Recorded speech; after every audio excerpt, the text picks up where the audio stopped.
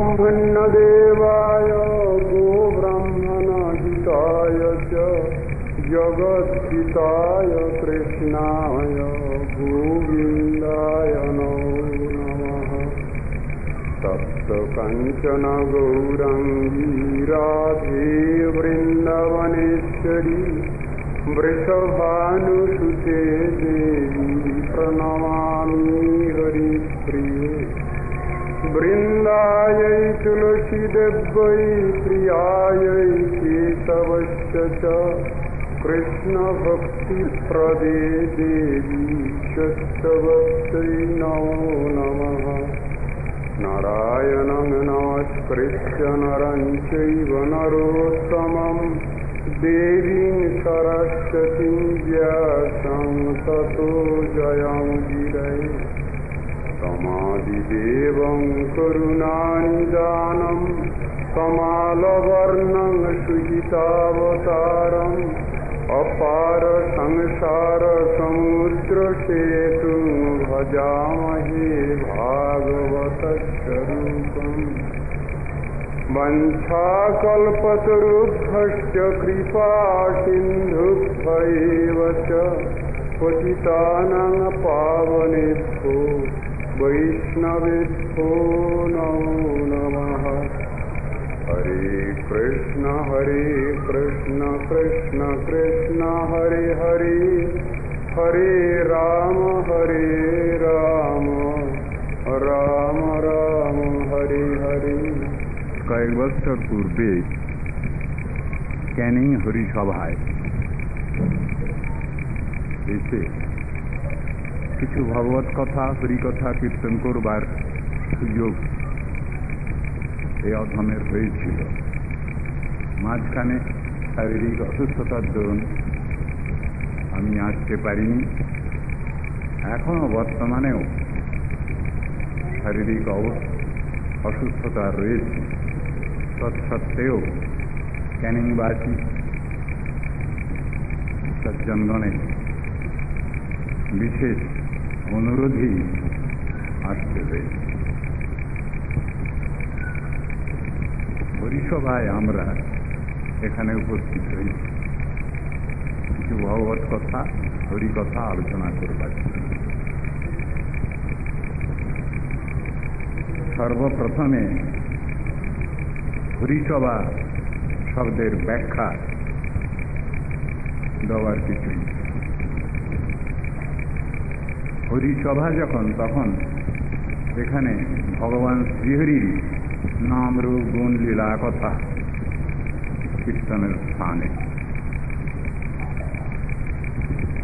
সেই হরি সম্বন্ধে আমাদের সম্যক ধারণা নাই।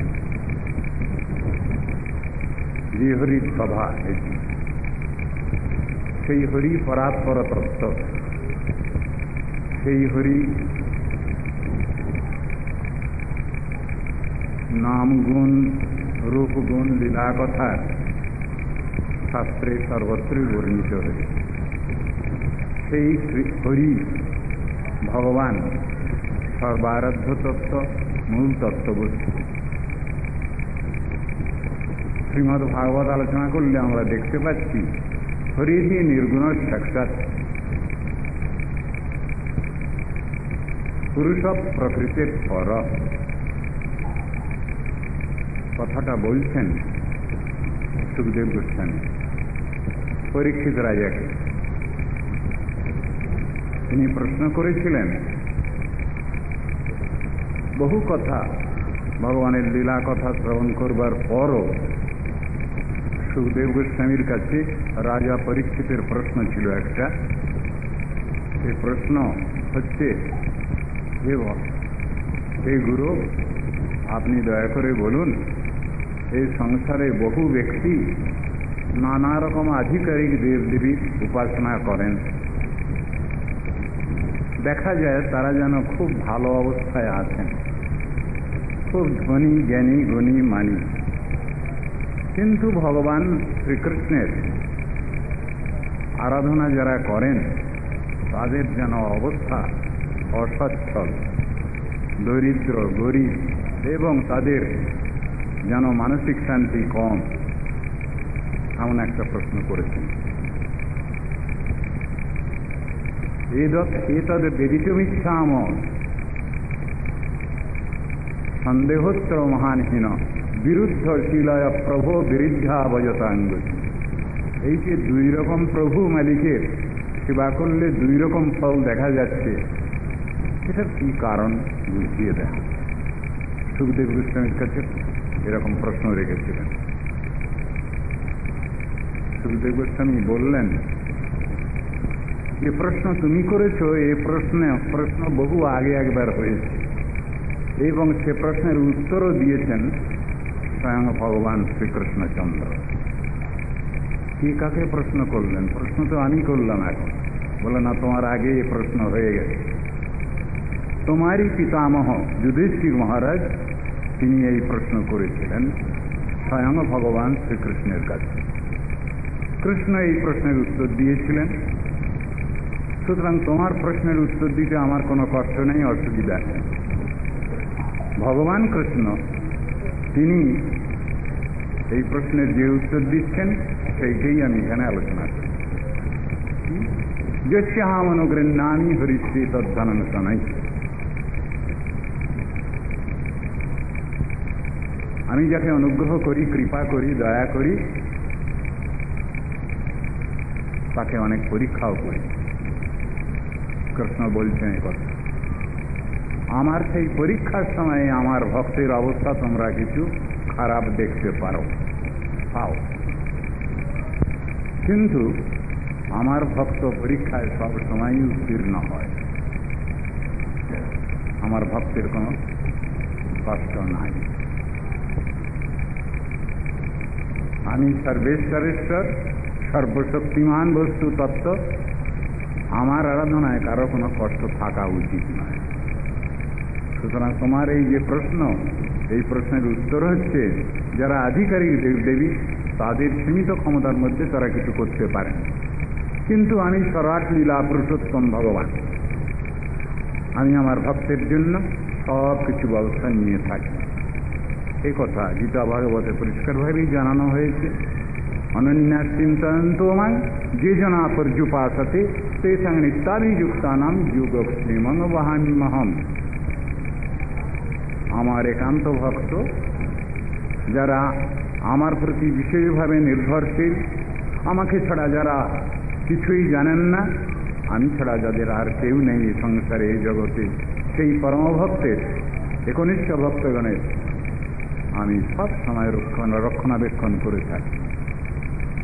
তার যদি কিছু না আছে আমি তাদের দিয়ে দেই। যদি আমাকে তদ্গত চিত্ত তারা, তখন আমাকেই আবার তার সব কিছু দেওয়া জিনিসের রক্ষণাবেক্ষণও করতে হয়। যোগ এবং ক্ষেম এই দুটো শব্দ ব্যবহার হয়েছে গীতায়। অলব্ধ বস্তুর লাভ এবং তৎসংরক্ষণ চেষ্টা, এই দুটোই ভগবান করে থাকেন। সুতরাং সেই প্রেমময় ভগবানের ভক্ত তাদের কখনো কষ্ট হয় এটা মেনে নেওয়া যায় না। ভগবান শ্রীহরি তিনি যেখানে আরাধিত হন বলছেন সেটা বৈকুণ্ঠ। সেই ভগবানের গুণগান যেখানে কীর্তিত হয় বলছেন সেটা বৈকুণ্ঠ, সেটা তীর্থ, পরম তীর্থ। এ কথাও শাস্ত্রে বলা হয়েছে। বহু কথাই বলবার, কিন্তু আমার সামর্থ্যের অভাব, সময়ও সীমিত, তাই আমাকে সংক্ষেপভাবে আজ বক্তব্য রাখতে হবে। সভা শব্দ রয়েছে, হরি সভা। সভা শব্দের বহু রকমই অর্থ হয়। সেটা ধর্মসভাও হতে পারে, সেটা রাজনৈতিক সভাও হতে পারে, সমাজনৈতিক সভাও হতে পারে, অর্থনৈতিক সভাও হতে পারে, বহু রকম সভা হতে পারে। কিন্তু শাস্ত্রে যে সভার কথা উল্লেখ হয়েছে সেই সম্বন্ধে আমি একটি কথা বলবো। শাস্ত্রে সভা শব্দের ব্যাখ্যা দিয়েছেন, সেই সভাকেই সভা বলে মেনে নেওয়া যাবে যে সভা বৃদ্ধ বৃদ্ধাগণের দ্বারা সমালঙ্কৃত। তাকে সভা বলে মানতে হয়। সেটা আবার কি? তাহলে শুনুন আপনারা, ন সা সভা যত্র নশন্তি বৃদ্ধা, বৃদ্ধ বৃদ্ধাগণ যে সভা সমলঙ্কৃত করেননি তাকে সভা বলা যাবে না। তাহলে সভা কাকে বলা হবে? যে সভায় বৃদ্ধ বৃদ্ধাগণ সমপস্থিত। বৃদ্ধা নতে যে নবদন্তি ধর্মম, সেই বৃদ্ধগণকে বৃদ্ধ বলে মেনে নেওয়া হবে না যদি তারা তদধীন ব্যক্তিগণকে ধর্মকথা যদি না বলেন। ধর্মকথা, আত্মকল্যাণজনক কথা, সাধন ভজন কথা, নীতি আদর্শের কথা যদি তদধীন ব্যক্তিগণকে উপদেশ না করেন তাদের বৃদ্ধ বলেও মেনে নেওয়া হবে না। বৃদ্ধা নতে যে নবদন্তি ধর্মম, ধর্ম সন যত্র ন সত্যমস্তি, সেই ধর্মকে ধর্ম বলে মেনে নেওয়া হবে না যে ধর্মে সত্য বর্তমান নাই। সত্য ধর্মে প্রতিষ্ঠিতই প্রকৃত ধর্ম শব্দবাই।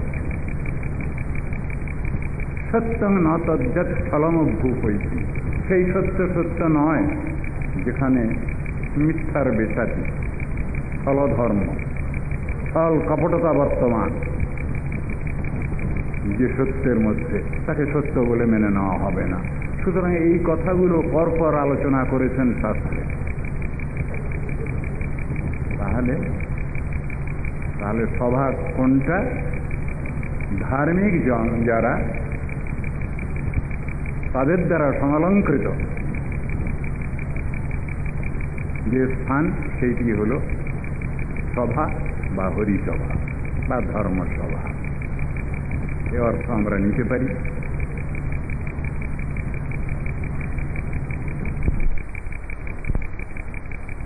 শ্রীহরি যেখানে অবতীর্ণ হচ্ছেন, আবির্ভূত হচ্ছেন বা সোজা কথায় জন্মগ্রহণ করছেন, সেই স্থানকে বলে ধাম, শ্রীধাম।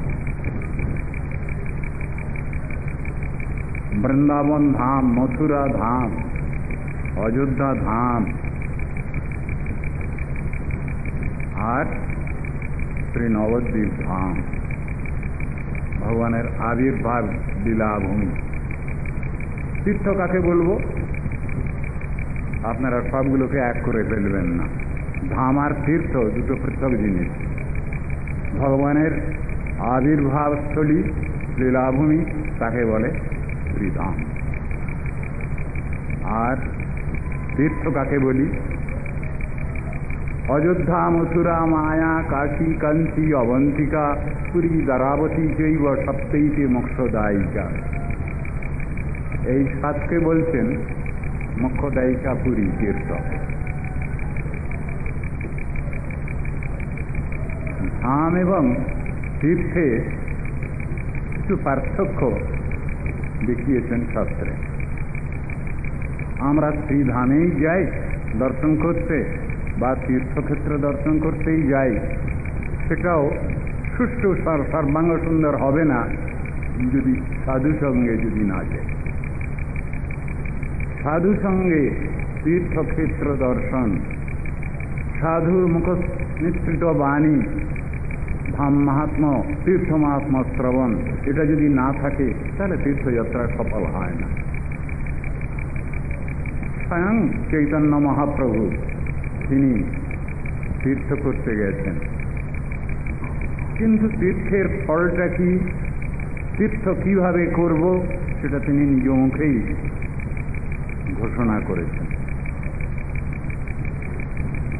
যখন জগন্নাথ মিশ্র পরলোক গমন করেছেন, তারপরেই চৈতন্য মহাপ্রভু বেরিয়েছেন তীর্থ করতে। গয়া প্রদেশে যাচ্ছেন। সব পাড়া প্রতিবেশী তারা সবাই বলছে তুমি জগন্নাথ মিশ্রের সেখানে এই করে এসো,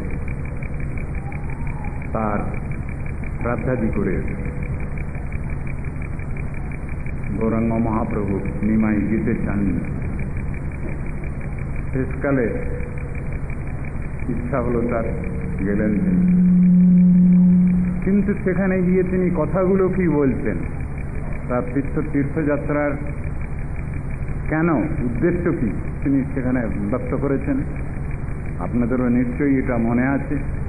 প্রভু বলে, গয়া যাত্রা সফল আমার, যতক্ষণে দেখিলাম চরণ তোমার। তীর্থে পিণ্ড দিলে সে নিস্তারে পিতৃগণ, সেও যারে পিণ্ড দেয় তরে সেই জন। তোমা দেখিলেই মাত্র কোটি পিতৃগণ, সেইক্ষণে সর্ববন্ধ হয় বিমোচন। অতএব তীর্থ নহে তোমার সমান, তীর্থের পরম তুমি মঙ্গল প্রধান। সংসার সমুদ্র হতে উদ্ধার মরে, এই আমি দেহ সমর্পিলাম তোমারে। কৃষ্ণপাদ পদ্মের অমৃতর সোপান, আমারে করাও তুমি এই চাহিদান। ঈশ্বর পরিবাদের কাছে তিনি দীক্ষা গ্রহণ করছেন।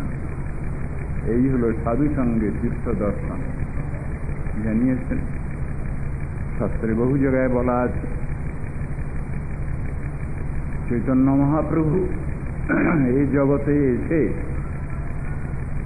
শাস্ত্রের যত তত্ত্ব সিদ্ধান্ত সেগুলো সুন্দরভাবে নিজের জীবনে আচরণ করেই জগৎজীবকে শিক্ষা দিয়ে, আমরা কিভাবে সাধন ভজন করব, ধর্মপথে চলব, এটা তিনি সুন্দরভাবে জানিয়েছেন আমাদের। কিভাবে যাব, পদকর্তা বলছেন, সংসারে পার হই ভক্তির সাগরে, যে ডুবে সে ভজুক আমার নিতাই চাঁদেরে। তাহলে প্রভু নিত্যানন্দের আনুগত্য প্রথমেই প্রয়োজন হচ্ছে। আবার বলছেন, এক মহাপ্রভু আর প্রভু দুইজন, দুই প্রভু সেবে মহাপ্রভুর চরণ। কারা এরা এই দুজন? অদ্বৈতাচার্য নিত্যানন্দ প্রভু এবং অদ্বৈতাচার্য, এরা হচ্ছেন দুই প্রভু। এরা মহাপ্রভুর চরণ সেবা করছেন। এও পদকর্তা লিখেছেন, আমার প্রভুর প্রভু শ্রী গৌর সুন্দর, এ বড় ভরসা চিত্তে ধরি নিরন্তর। তা আমার প্রভু নিত্যানন্দ প্রভু, গুরু নিত্যানন্দ, বলদেবাভিন্ন বিগ্রহ, অভিন্ন নিত্যানন্দ বিগ্রহ, তিনি হলেন আমার প্রভু। আর তার প্রভু শ্রী গৌর সুন্দর। সুতরাং সাধন ভজনের তরিকা, প্রসিডিওর ঠিক এইভাবে বাতলানো আছে। আমাদের সেইভাবেই অগ্রসর হতে হবে। চৈতন্য মহাপ্রভুর দৃষ্টিভঙ্গি নিয়ে তিনি যেভাবে শিক্ষা দিয়েছেন আমাদের,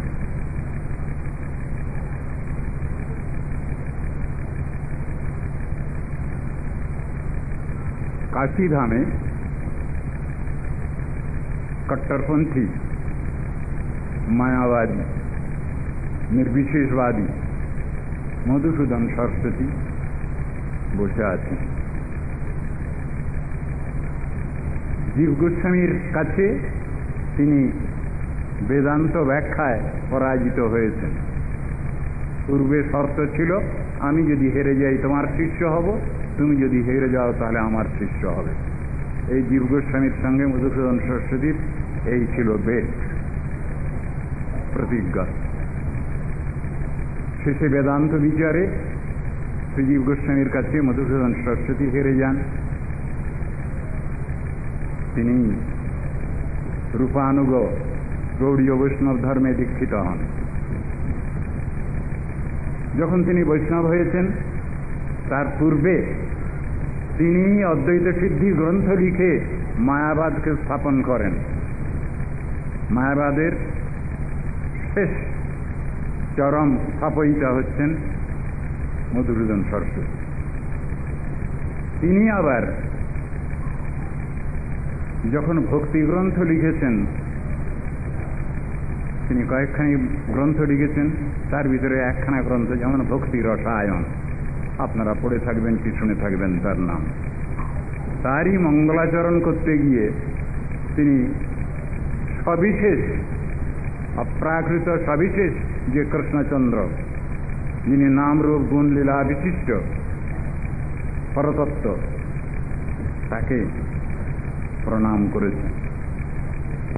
বংশী বিভূষিত করেন নবনীরদাভাত পীতাম্বরাদরুণ বিম্ব ফলাধরৌষ্টাৎ পূর্ণেন্দু সুন্দর মুখাদরবিন্দ নেত্রাৎ কৃষ্ণাৎ পরং তত্ত্বং কিমপি মহং ন জানে। আমি কৃষ্ণ থেকে পরতত্ত্ব অন্য কিছু আছে বলে জানি না, মানি না। কৃষ্ণই পরতত্ত্ব, পরম পূজনীয়, পরম সর্বারাধ্য তত্ত্ব। এই তো শাস্ত্রের সব জায়গায় লেখা আছে, গীতা ভাগবতে সর্বত্রই লেখা আছে এটা। এমনকি বেদের মধ্যেও এই কথা লেখা আছে। বহু ব্যক্তি আজকাল প্রশ্ন করছেন যে মশাই বেদে কৃষ্ণের কথা নাই। তারা বেদ কোনোদিন পড়েননি। বেদের মধ্যেও কৃষ্ণের কথা আছে। অপশ্যং গোপামনি পদ্যমান অমাচ পরাচ পৃথিবী চরন্তম সদৃশি ভুবনেশ্বন্ত ইত্যাদি বাক্যে কৃষ্ণের কথাই বলছেন। গোপালের কথা বলছেন, গাভীর কথা বলছেন। চিন্তামণি প্রকর সদমসু কল্পবৃক্ষ লক্ষাবৃতেষু সুরভীরভিপালয়ন্তম লক্ষ্মী শতসহস্র সম্ভ্রম সেব্যমানম গোবিন্দমাদি পুরুষম তমহং ভজামি। ব্রহ্মা ও গোবিন্দস্তবে বলছেন এসব কথা। সেই যে তত্ত্ববস্তু কৃষ্ণ, শাস্ত্রে তার কথা সব জায়গায় বলা আছে। কিন্তু মধুসূদন সরস্বতীর মতো একজন কট্টরপন্থী নির্বিশেষবাদী অদ্বৈতবাদী, তিনিও শেষকালে কনভার্টেড। আমরা দেখছি শাস্ত্রে, অন্যত্র দেখছি, চৈতন্য চরিতামৃতের ভিতরেও দেখছি কোটেছেন। এখানে দেখা যাচ্ছে ন চৈতন্যাৎ কৃষ্ণাৎ জগতি পরতত্ত্বং পরমীয়।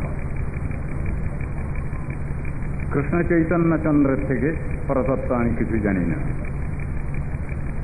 ওই মধুসূদন সরস্বতীর মতোই কথাটা এসছে।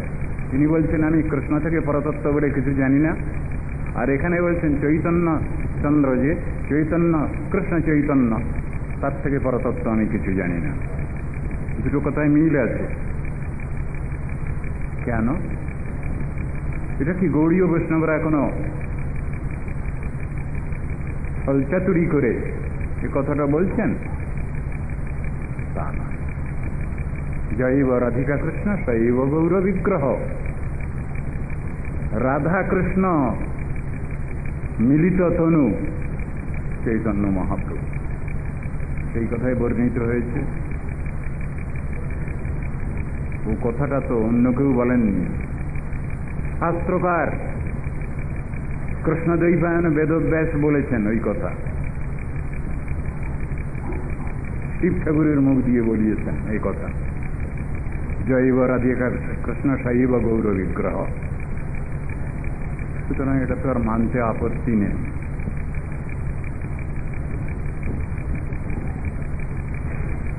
এই কথাই চৈতন্য চরিতামৃতেও আমরা দেখতে পাই। রাধা কৃষ্ণ প্রণয় বিকৃতের লাদিনী শক্তিরস্মাৎ একাত্মানাম বিভবিপুরা দেহ বেদঙ্গতৌত চৈতন্যাক্ষং প্রকটমধুনা তদ্বয়ং চৈক্যমাত্তম রাধা ভাবদ্যুতি সুবলিতং নৌমি কৃষ্ণস্বরূপ। রাধা ভাব কান্তি নিয়ে যিনি এসেছেন এই জগতে, ভক্ত ভাব অঙ্গীকার করে যিনি এই জগতে এসেছেন, সেই চৈতন্য মহাপ্রভুকে আমি প্রণাম করি, নমস্কার করি। কথাটা কি? শ্রীমদ ভাগবত আলোচনার কথা আজ। যদি কেউ প্রশ্ন করেন আপনারা শ্রীমদ ভাগবত কি, শ্রীমদ ভাগবত কেন আলোচনা করব আমরা, শ্রীমদ ভাগবতে এমন কি বিশেষ কথা আছে, তাহলে আবার এই চৈতন্য মহাপ্রভুর কথাই আছে। কেন? তিনি শ্রীমদ ভাগবতকে প্রমাণ শিরোমণি বলে মেনেছেন। যারা চৈতন্যায়িক, যারা গৌড়ীয় বৈষ্ণবগণ বিশেষ করে শ্রীমদ ভাগবতের আলোচনার উপরে জোর দিয়েছেন। এটা আপনারা নিশ্চয়ই জানেন। কেন? আরাধ্য ভগবান ব্রজেশ তনয় তদ্ধাম বৃন্দাবনম রণ্যা কাচিদুপাসনা ব্রজবধূবর্গেণ যা কলুষিতা শ্রীমদ্ ভাগবতম প্রমাণমমলম। ওই বলে দিচ্ছেন শ্রীমদ্ ভাগবতম প্রমাণমমলম প্রেমা পুমর্থো মহান। এতেই বলছেন আদর, অন্য কোনো এতে আদর নেই আমাদের। তাহলে শ্রীমদ্ ভাগবত অমল শব্দ প্রমাণ, প্রমাণ শিরোমণি, গ্রন্থ সম্রাট শ্রীমদ্ ভাগবত। এই কথা বলেছেন। শ্রীমদ্ ভাগবত সম্বন্ধে কি বলা আছে? অর্থয়ম ব্রহ্মসূত্রাণাম, ব্রহ্মসূত্র বেদান্ত দর্শনের ভাষ্য, তার অর্থ নির্ণয়কারী গ্রন্থ। ভারতার্থ বিনির্ণয়, মহাভারতের অর্থ নির্ণয়কারী গ্রন্থ। যদি মহাভারত আলোচনা করতে ইচ্ছা হয়, শ্রীমদ্ ভাগবত আলোচনা করলেই হবে। তার অংশ এতে বর্ণনা করা হয়েছে। গায়ত্রী ভাষ্যের উপসৌ, যদি কারো গায়ত্রীর অর্থ জানতে ইচ্ছা হয়, শ্রীমদ্ ভাগবত আলোচনা করুন। বেদার্থ পরিবৃঞ্জিত, যদি বেদ আলোচনা করতে হয় তাহলে শ্রীমদ্ ভাগবত আলোচনা করুন। এগুলো সবই এর ভিতরে আছে। তাহলে সর্ববেদান্ত সারংহি শ্রীমদ্ ভাগবত নিশ্চয়ই, সর্ববেদান্ত সার এই ভাগবত। আবার বলছেন এই ভাগবত কি রকম? যস্যাং বৈশ্রয়মানায়াং কৃষ্ণে পরম পুরুষে ভক্তিরুৎপদ্যতে পুংস শোকমোহ ভয়াপহা। শোকমোহ ভয় হারিণী যে ভক্তি, সেই ভগবত ভক্তি, কৃষ্ণ ভক্তি লাভ হয় এই গ্রন্থ আলোচনা করলে। আলোচনা কিরকম করব? শ্রবণ কীর্তন স্মরণ সবগুলোই তার মধ্যে আছে। এই জন্য শ্রীমদ্ ভাগবতের আলোচনার প্রয়োজন হচ্ছে। যে কোনো শাস্ত্র আলোচনা করলেই তো হয় মশায়। প্রশ্ন করতে পারেন আপনারা, তা নয়, তার ভিতরেও বিচার আছে। কি বিচার? শাস্ত্র আলোচনার মধ্যেও কিছু সাত্বিক ভাব, রাজসিক ভাব, তামসিক ভাব রাখা আছে। আপনারা শুনলে অবাক হবেন না। কৃষ্ণদ্বৈপায়ন বেদব্যাস অষ্টাদশ পুরাণ রচনা করেন। 3টে ভাগ করা আছে তার ভিতরে, সাত্বিক, রাজসিক, তামসিক। সবটার ফল এক নয়। সব গ্রন্থেই আলোচনার ফল এক নয়, সেটাও সেখানে বুঝিয়ে দিয়েছে। কিন্তু প্রত্যেক গ্রন্থের মধ্যেই মূল তত্ত্ববস্তুর আরাধনার কথা ওটা বলতে ভোলেননি কৃষ্ণদ্বৈপায়ন বেদব্যাস। আচ্ছা বলুন, কৃষ্ণদ্বৈপায়ন বেদব্যাস কে?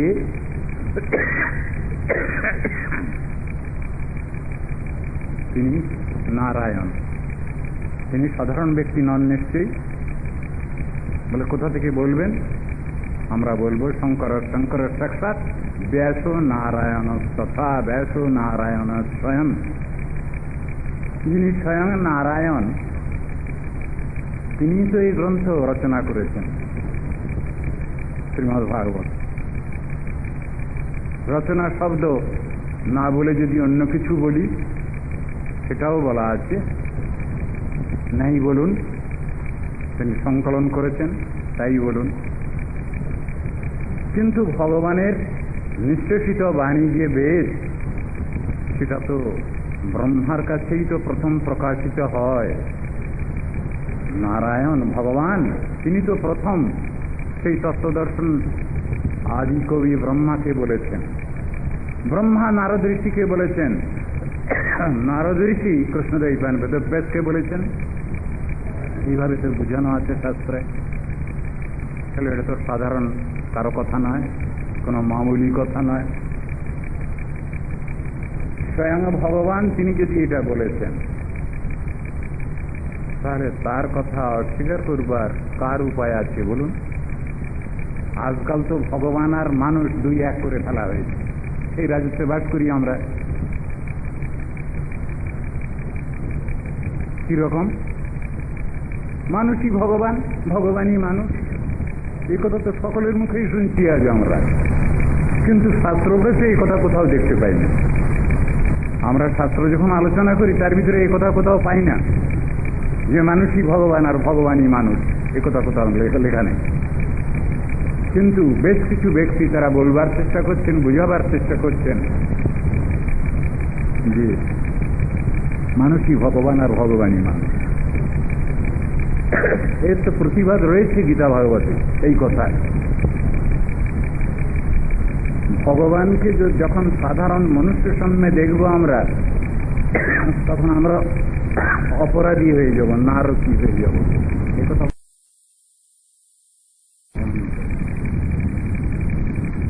অনুসন্ধান করছে এই কথা গীতার।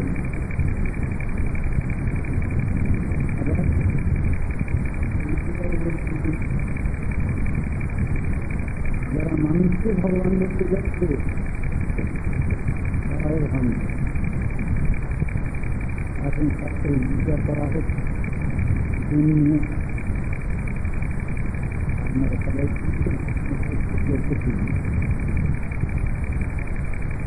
রামচন্দ্রের 62, নারায়ণ তত্ত্বের 4 গুণ, ব্রহ্ম শিবাজি দেবতা 55 গুণ আংশিকভাবে, ওদের কিন্তু পূর্ণ।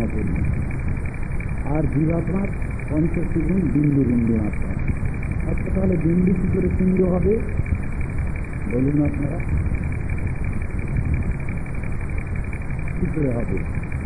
তাহলে জীবাত্মাকে পরমাত্মা বলি কি করে? সৃষ্টিতে বুঝবে না। সুতরাং আজ এই শান্তি সৃষ্টি করা হয়েছে সমাজ। এটা শাস্ত্রের কোন জায়গায় বলা নেই। শাস্ত্রে বলা হচ্ছে কৃষ্ণস্বরূপের 64 গুণ। 64 গুণযুক্ত যে সত্য তাকে বলা হয়েছে সৃষ্টি। তার সঙ্গে নারায়ণের সঙ্গে যিনি সমান 60 গুণযুক্ত তত্ত্বকে বলছেন নারায়ণবাদী। সেখানে কথাটাও হয় না, সেখানে শাস্ত্র প্রতিবাদ করেছে। জীবাত্মার সাধারণ জীবাত্মার যে গুণ, শিক্ষাগুলোর তার থেকে 7টা গুণ বেশি আছে, ব্রহ্মার 7টা গুণ বেশি আছে। তাহলে আমরা সাধারণ জীবাত্মার সঙ্গে শিব ব্রহ্মার সঙ্গে সমানে এ করতে পারি না, হিসাব করতে পারি না। যেখানে ওইটা করতে পারা যায় না, সেখানে ভগবান কি করে হবে? সুন্দর যুক্তি দিয়ে বুঝান। বহু ব্যক্তি বলছেন আজকাল বর্ণাশ্রম ধর্ম এইগুলো সব মশায় জগতের অকল্যাণ নয়। তারা তো কোনো শাস্ত্র আলোচনা করেন না, ধর্মীয় তত্ত্ব সিদ্ধান্ত বোঝেন না, সেই জন্য উল্টোপাল্টা কথাগুলো তারা বলছেন।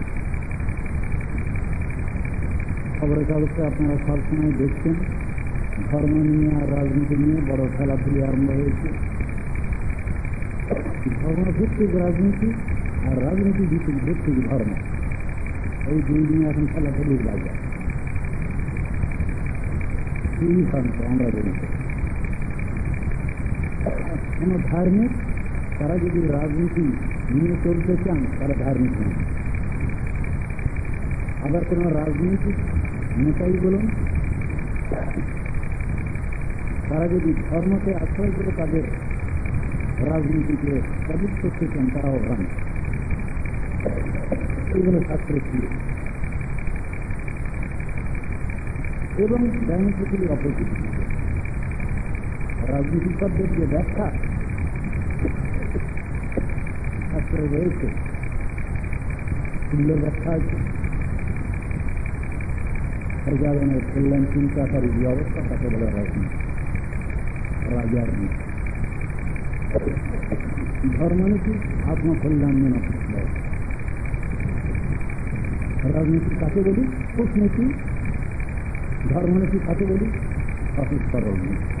এটা হলো আপনি ধর্ম। সুতরাং ধর্মের মধ্যে কোনো গণ্ডগোল নাই, কিন্তু যারা ধার্মিক ধর্মাচরণ করছেন তাদের মধ্যে যদি বিভেদ সৃষ্টির কোনো পলিসি আছে তার জন্য তারা দেয়। ধর্মনীতি দেয় না, সবগুলো বোঝানো হয়েছে শাস্ত্রে, আমরা কেন বুঝতে পারি না, কেন বুঝতে চাচ্ছি না আমরা এটা, এই জিনিসটা। আজ এইসব ভুলভ্রান্তি চলছে দুনিয়া। আমাদের শাস্ত্র ভালো একটা রকম আলোচনা করতে হবে। শাস্ত্র মানে চালাক জাতির কিছু না, ধর্ম মানে সেখানে বিভেদ সৃষ্টি করার কোনো পলিসি এর জন্য যারা ওটা করছেন তারাই ধর্ম। প্রকৃত ধার্মিক বা প্রকৃত সনাতন ধর্ম এখানে যায়। একটা কথা বললে বোধ হয় পরিষ্কার হবে, ধর্ম মানে যদি দুটো ধর্ম হয়, ধর্ম মানে যদি মনোধর্ম হয়, ধর্ম মানে যদি আত্মধর্ম হয়, এর ব্যাখ্যা দেওয়া আছে শাস্ত্রে। আমরা শারীরিক ধর্ম নিয়ে আত্মধর্মের সঙ্গে তুলনা করতে পারি না, মনোধর্মকে নিয়ে আত্মধর্মের সঙ্গে তুলনা করতে পারি না। এটার জিনিস এই দেহ ধর্ম এবং মনোধর্ম দুটোই হল প্রাকৃতিক। আত্মধর্মের অপর নামই হল সনাতন ধর্ম, আত্মধর্মের অপর নামই হল আত্মধর্ম, আত্মধর্মের অপর নামই হল বাস্তব ধর্ম। সুতরাং শাস্ত্র আলোচনা করতে গেলে আমাদের নিরপেক্ষ দৃষ্টিভঙ্গি রাখতে হবে। শাস্ত্র ঠিক আছেন, শাস্ত্র ঠিক আছেন কেন বলছেন, শাস্ত্র আছেন ইউনিভার্সাল ট্রুথ তাকে বলে শাস্ত্র। ভারত রাষ্ট্রে বাস করছি আমরা, ইন্ডিয়ান কনস্টিটিউশন মেনে নিয়েছি আমরা, তা নাহলে প্রজা নেই আমরা। এই যে কনস্টিটিউশন, এটার পরিবর্তন হচ্ছে, এডিশন অল্টারেশন হচ্ছে,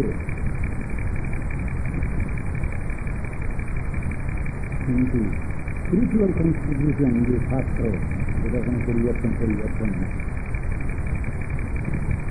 আপনারা কোথাও পাবেন না। এই কনস্টিটিউশন কখনো পরিবর্তন করার কথা নয়, পরিবর্তন হয় না, এর মডিফিকেশন হয় না। এটাও আপনারা বলছি। সুতরাং এই নিয়ে তো খেলাধুলি করবার কোনো কারণ নেই। ব্যাখ্যাদাতা অনেকে অনেক রকম ব্যাখ্যা দিচ্ছেন, যিনি ভুল ইন্টারপ্রিটেশন করে দেন তার জন্য তারাই যায়। মৌলিক শাস্ত্র তার জন্য যায়নি। একজন কট্টরপন্থী সনাতন ধর্মী নিশ্চয়ই যায় না রাজনৈতিক ক্ষেত্রের জন্য, বা এই গণ্ডগোল, সকলের ভিতরে ঝগড়া বিবাদ বিসংবাদ, মারামারি কাটাকাটি, হানাহানি, ঈর্ষা হিংসা, এটাকে বাড়িয়ে দেওয়ার জন্য নিশ্চয়ই কট্টরপন্থী ধার্মিক যারা তারা দায়ী না। কিছু শয়তান দৃষ্টিবর্মাই তারাই এইগুলোকে প্রশ্রয় দিয়ে গণ্ডগোল সৃষ্টি করে। যিনি যে ধর্মই গ্রহণ করেন না, কিন্তু সনাতন ধর্মী একজন, বাস্তব ধর্মী একজন, তিনি কখনো ঈর্ষা হিংসা বিদ্বেষ চান না। তাদের ভিতরে ঈর্ষা হিংসা আশ্চর্য নাই। তারা সবসময় বলবেন ইউনিভার্সাল ট্রুথের কথা, এবং সবসময় তারা আত্মকল্যাণজনক কথাই বলবেন। পরস্পর মিলেমিশে চলে, এই কথা শাস্ত্রে লেখা আছে। আপনারা বলতে পারেন যে রাজনীতির ভিতরে কোথাও লেখা আছে ইকুয়ালিটি, ডিভাইডি, রাজনীতি প্রমাণ করতে পারেন? আমি চ্যালেঞ্জ করে বলতে পারি এটা রাজনীতির ভিতরে কোথাও লেখা নেই। যদি রাজনীতির শেষ বলছেন এটা ধার করে বলছেন তারা কথাটা সনাতন ধর্মের কথা। সনাতন ধর্মের মধ্যেই লেখা আছে সাম্য, স্বাধীনতা, মৈত্রী। এটা রাজনীতির মধ্যে নয়। কিন্তু আজ উল্টো পাল্টা সব দেখছি, কোন রাজনৈতিক গোষ্ঠী তারা বলছেন আমরা ধর্মকে নিয়ে ডিল করবো। কি করে দুটো একসঙ্গে কি করে হবে? রাজনীতিবিদগণ তারা যদি বলেন আমরা ধর্মকে নিয়ে চলবো, পারবেন না। আবার ধার্মিকগণ যদি বলেন আমরা রাজনীতি আর ধর্ম দুটোই একসঙ্গে চালিয়ে দেবো, হবে না, চলবে না, এটা হতে পারে না। কেন হতে পারে না? ডেমোক্রেটিক অবস্থিত, সেই জন্য এটা দুটোকে একসঙ্গে নিয়ে চলতে পারবে না। কৃষ্ণ উদাহরণ দিয়েছেন, বুঝিয়েছেন, সেই বোধটা কেন আমাদের আছে না? গীতার মধ্যে অর্জুনকে দিয়ে কৃষ্ণ এটা শিক্ষা দিয়েছেন, উভয়কে দুই দল কৌরব পাণ্ডব, তার মাঝখানে রথখানাকে দাঁড় করাতে বলছেন। অর্জুনের সারথিগিরি করছেন, কচুয়ানগিরি করছেন স্বয়ং ভগবান কৃষ্ণ। সেনায় উভয়ের মধ্যে রথন অনুষ্ঠিত, মাঝখানে দাঁড় করালেন। দেখে না এরাই অর্জুনকে বলছেন কৃষ্ণ, দেখো এই যে কৌরবদের দেখছো, এরা আততায়ী। কি বলছেন? আততায়ী? হ্যাঁ, আততায়ী। আবার বলছেন আততায়ীকে বধ করলে কোনো পাপ নেই, কোনো দোষ নেই। অর্জুন, তুমি আততায়ীকে বধ করো। এ কথা বলছে কি? अततान्नम आनंदम हिन्नादेव विचारम न अतताई बदले देश हंसिल भवती भारत और जिनकी पार्थ ऐसा गुरु हत्यादि महानुभावन श्रेय भक्तुम भैष्यमपि हलोतु हामी करे बद करते पारबेन कल्या सम्बन्धन सता एक अन्नम हंसु मिथ्यादि नतो मधुसूदन আমার পক্ষে সম্ভব নয়। বিস্ত্রীজন সকর্ম শাসন শেষ সংবিঘ্ন মানুষ এটা বলবেন সত্যের কাছে করলাম। কৃষ্ণ তখন বলছেন, হ্যাঁ বুঝলাম, তুমি পারলে না আমার কথা মানছে। আচ্ছা, এটা যে আমি বলেছি এটা হলো রাজনীতির কথা, কূটনীতির কথা বলেছি, কৌশল্য চাণক্যের নীতির কথা আজকে এখানে।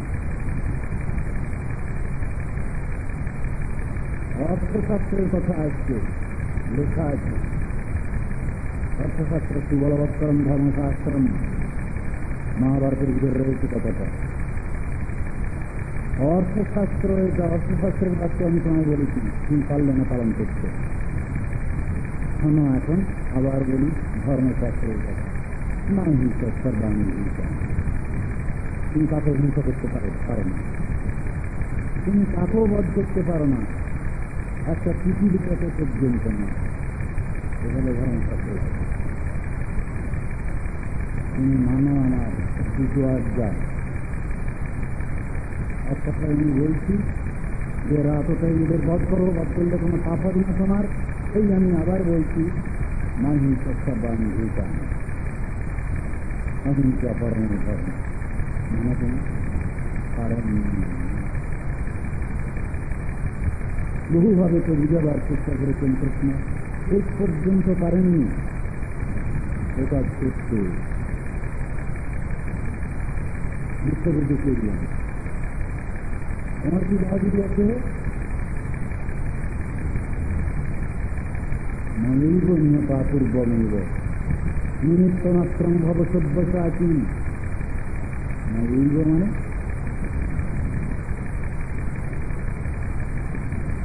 মারছেন, যিনি মারবেন তিনি দায়ী হবেন, এই তো। কিন্তু তা নয়, এখানে মনৈব নিহতা, ওরা ওদের কর্মফলে ওই অবস্থা প্রাপ্ত হয়েছে, তারাই মারা গেছে। কুরুক্ষেত্র মহাসমাজ সবাই মরেনি, সেখানে বিচার দেখানো হয়। কুরুক্ষেত্র মহাসমারে বহু ব্যক্তি মারা গেলেন। তারা কিভাবে মারা গেলেন, তাদের কি অবস্থা হলো, সকলের অবস্থা সমান হয়নি। কারো স্বর্গে গেছে, কেউ স্বর্গে গেছে, কেউ অন্যান্য লোকে গেছেন, কেউ বৈকুণ্ঠ লোকে গেছেন। বিভিন্ন কর্মের ফলশ্রুতি ব্যাখ্যা করা হয়েছে, সকলের সব আসান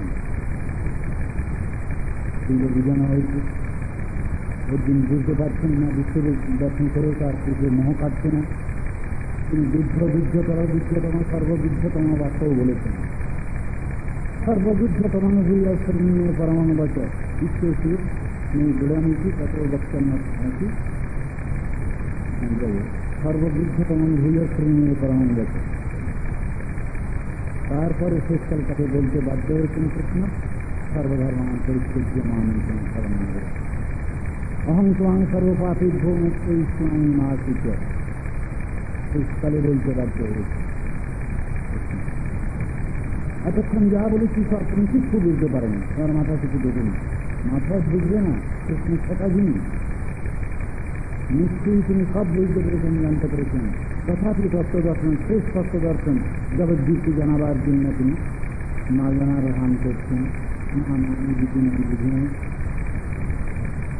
বললেন মান একমে শরণাঙ্গ ব্রজে, একমাত্র আমাকে আশ্রয় করো, আমার পরে নির্ভর করো, আমার শরণাগত হও, এই একমাত্র আমি। কথাটা কেন এলো এটাও বুঝতে হবে, একমাত্র আমি কথা কেন এসে, বহুর কথা কেন এখানে নয়। অর্থাৎ সনাতন ধর্মপথ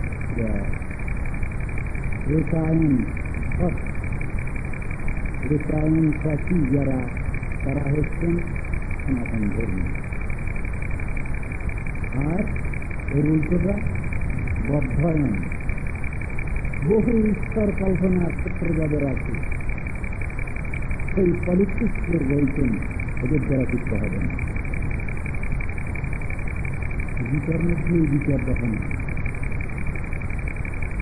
মনোসিদ্ধি পরীক্ষা একদল, মানে পঞ্চ উপাসনা খোঁজ খেলা চলি একদল। আর পলিটিক্স যারা ভারতের দিকে আছেন, বহু ঈশ্বর কল্পনা করছেন, ৩৩ কোটি দেবতার কথা নিয়ে তারা খেলাধুলি আরম্ভ করেছেন। আমি এত কষ্ট দরকার কতগুলো গাছে জল দিয়েছে, সময় নেই, না বাঁচাতে পারি না। একটা বৃক্ষকে আমি বাঁচাই এবং সেই বৃক্ষের মূলকে যদি জল দেয়, তাহলে বৃক্ষের দ্বারে নিয়ে যাবে, সেই গাছটি সুস্থ থাকে, তাহলে দিয়ে সুখে দিতে হয়। তো কেন উল্টো পাল্টা দর্শনকে যাচ্ছি? শাস্ত্রীয় ব্যবস্থাতে সংসদধারী দেখা দেওয়া আছে, কিন্তু নিচ্ছে না কেন হয়? মূলত শুনছিল জল শাখা পল্লবের জল চিরে বাড়ি মাহে কার্যকর। যদি এ কথা ঠিক হয়, ক্ষুধা লেগেছে, সেখানে মুখে আহার কিছু না, কতগুলো বোকালত কি করছে, যদি একটা ভাত নিয়ে অন্ন নিয়ে কানে গুঁজে দিচ্ছে, মাথে গুঁজে দিচ্ছে। অথচ শূন্য করতে হবে ক্ষুধার্থে এই জাতীয় বোকা মধ্যে আছে। মূল বস্তুকে বাদ আমরা উদাহরণ দিয়ে অনেক সময় বুঝাই। 100% 10, 10% 100%, 1000, তাহলে বাড়িতে 1 বছরে যতগুলো শূন্য দেখিয়ে যাচ্ছি, 10 দিন করে ফল বেড়ে যাচ্ছে। শিক্ষে দেন বাড়িতে রাখতে হবে। যদি কোনো 10% করে থাকে তার কোনো মূল্য আছে কি? আপনারা সবাই বলবেন না, না কোনো মূল্য না। তাহলে এই যে বাড়িতে এই আজকে বেদান্ত বুঝাচ্ছেন, শাস্ত্র বুঝাচ্ছেন, এই এক হলো এরকম এই বাদ দ্বিতীয়, এক আর দ্বিতীয় পরব্রহ্ম ভগবান, তিনি হচ্ছেন এই এক। সেই এককে বাদ দিলে করবে কি আমাদের? আমরা কি জীবন পথে অগ্রসর হতে পারবো, তোমার পথে অগ্রসর হতে পারবো এই মূল বস্তুকে বাদ দিলে? সেই এককে যদি বলি আমরা পরমেশ্বর, সেই এককে যদি অন্য ধর্মাবলম্বী যদি বলেন আল্লাহ, যদি বলেন সর্বশক্তিমান, আল্লাহ শব্দের মানে করলে সর্বশক্তিমান, তা ভুলে যাচ্ছি কেন? তাহলে এটা যিনি সকলের থেকে অধিক ক্ষমতাশালী, অধিক ক্ষমতা, গ্রহণ করেছেন, এখন আমাদের দেশ কি হচ্ছে আমরা সময় মুক্ত করতে শাস্ত্রী অর্থাৎ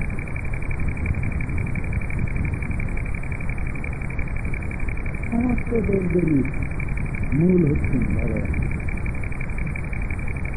সমস্ত গ্রহ তারা সব কিছু গ্রহ শান্তি হচ্ছে ভগবান, এক ভগবানের ভিতরে। আমি গভীর উপাসনা করতে যাচ্ছি কেন? পূজনীয় বিবিধা রোজ পিতাচ্ছ, যার পূজা করলে সমস্ত বিবিধা দেবতাগণ সন্তুষ্ট হন, পিতৃপুরুষগণ সন্তুষ্ট হন। ঈশ্বরভবন পৃথিবী সকলোকপালা, যার সাধন সাধন করলে ঋষিগণ, প্রাণী জগৎ, লোকপালগণ সবাই সন্তুষ্ট হন।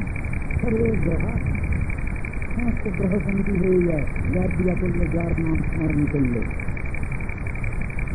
বিশেষভাবে আর নবগ্রহের পূজার দরকার হচ্ছে না। গোবিন্দম আদিপুরুষম তমহম জানি, আমি আদিদেব গোবিন্দকে প্রণাম জানাই, প্রণাম করি। কেন এসব কথাগুলো এসছে বলুন? সব সুন্দরভাবে বোঝানো হয়েছে। ভগবানকে ভালোবাসতে হবে, তাকে বাদ দিয়ে কি জগতে ভালোবাসার কি কোনো ক্ষেত্র আছে না? সেটা বাস্তবে রূপায়িত হবে যদি মূলকে বাদ দিয়ে দিই আমরা, যে কথা আগে বললাম। তাদের পশ্চিম 10 বছর 3 মাস সে আজকে যেমন বাদ দেওয়া যায় না, কোনো মূল্যায়নে খুঁজে পাচ্ছি না আমরা, সেই রকম।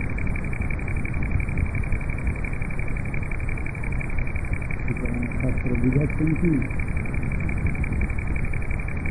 আদি ভগবান, আদি অনাদি, তাকে বাদ দিয়ে কিছু নেই। যার যা কিছু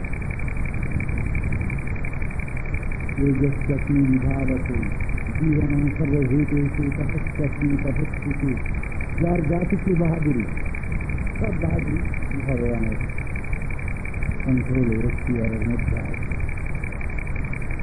যার ভিতরে যেটুকু সদ্গুণ সদ্ভাব দেখা যাচ্ছে সেগুলো ভগবানের বিদ্যা। কিন্তু সেটুকু আমাদের রক্ষা করতে হবে, আচার করতে হবে, লাভ করতে হবে। সাধন ভজনের দ্বারা সেটা লাভ হয়, প্রাকৃতিক দ্বারা লাভ হয়, এটা বলছেন। কিন্তু এটা আত্মার কারণ নয়।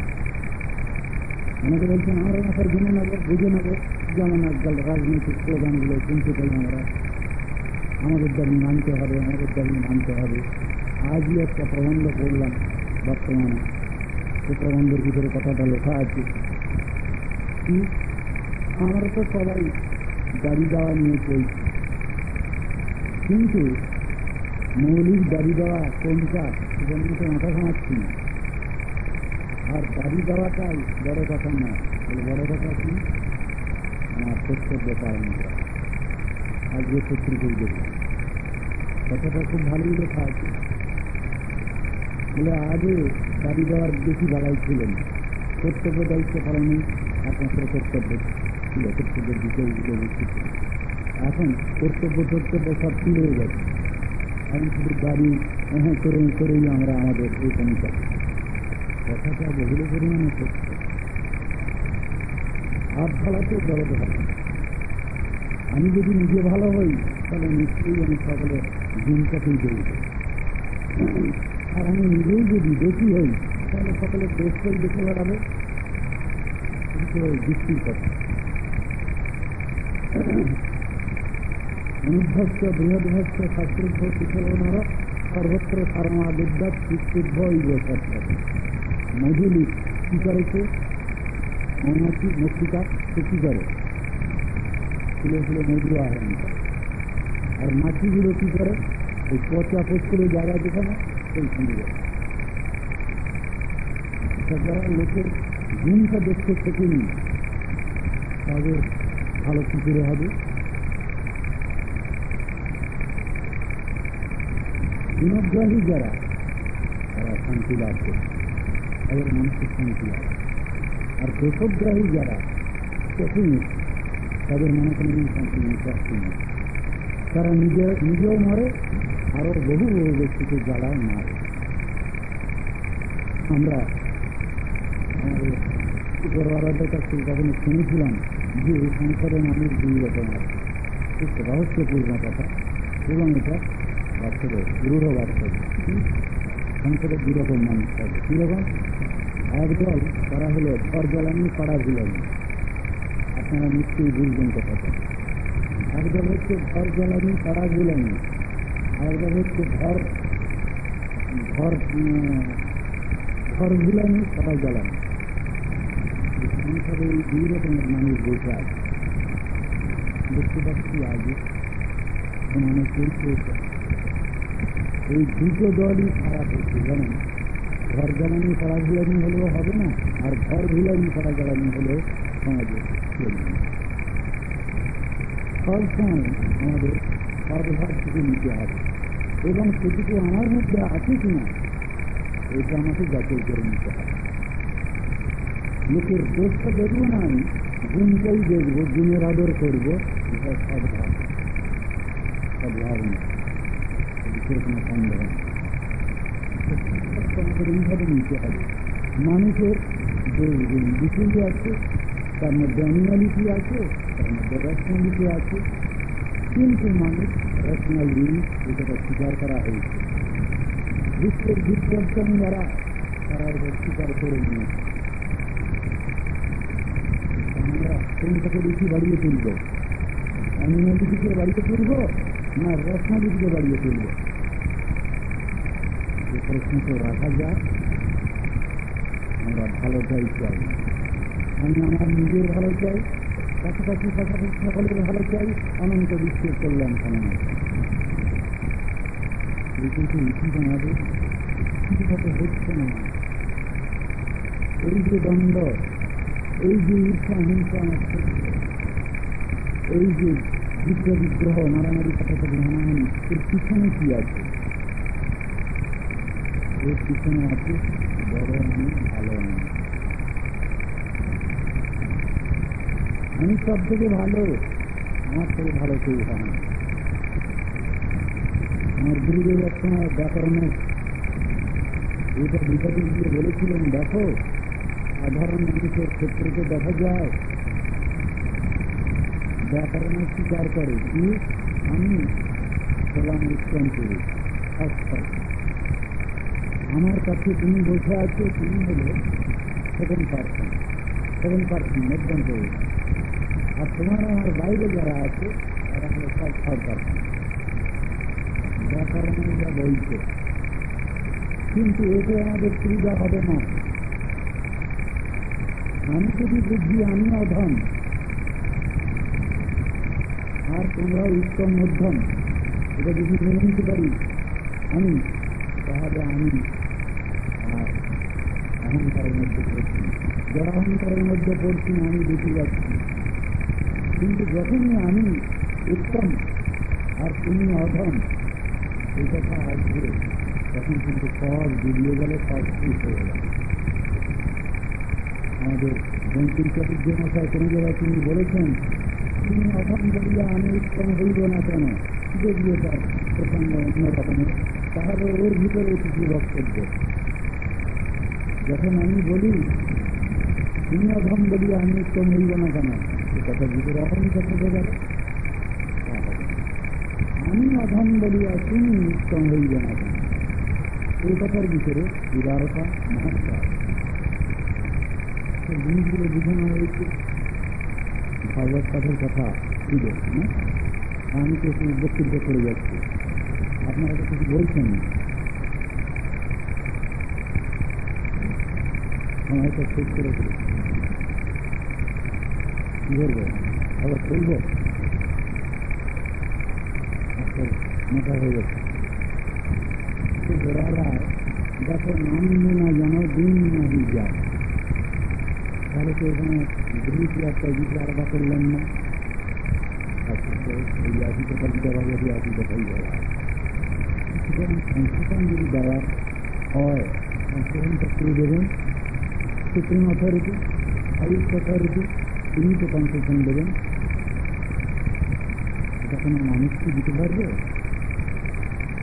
যিনি শাস্ত্র প্রণয়ন করছেন, যিনি শাস্ত্রের উপদেশ করছেন, তিনি দিতে পারেন। শাস্ত্র দু রকমের, এক হলো ইনডাইরেক্ট স্পিচ, এক হলো ডাইরেক্ট স্পিচ। তাই ইনডাইরেক্ট স্পিচ কাকে বলবো আমরা?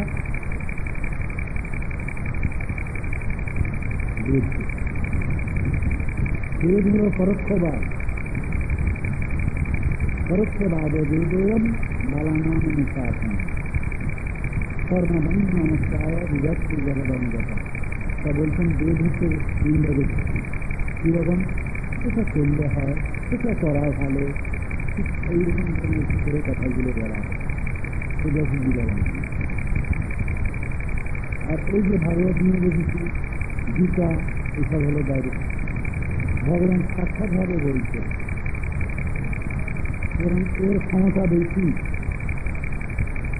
এতে যেসব তত্ত্বদর্শনগুলো ব্যাখ্যা করা হয়েছে, বেদেরই ব্যাখ্যা, এগুলো সব ডাইরেক্ট।